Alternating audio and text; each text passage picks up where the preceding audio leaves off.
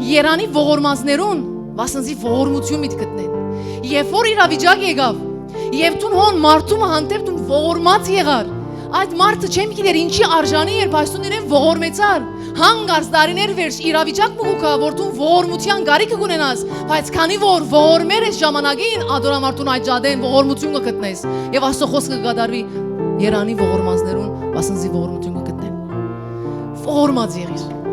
Ասանք խիստ միլլար, ինքը սխալեցավ, պետք է գիտնա իր սխալը եւ անդրադառնա եւ ներողություն խնդրե։ Եթե դու այդպես անկուտ ես, ես, եթե ադանք եմ, չեն անդրադառնար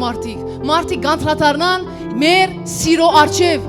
որովհետև հոգևորի մեջ ոչ թե երկու մարդ թեմթեմի գուկա, երկու հոգևոր աշխարհ թեմթեմի գուկա։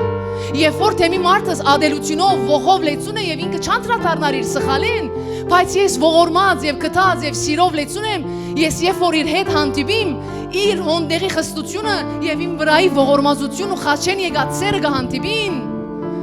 եւ խաչեն եկած սիրո առջև ամեն դժոխքեն բան կխոնարհվի։ Չի գա գարձրասիրտը, որ Աստվածային սիրո առջև գարձրվում։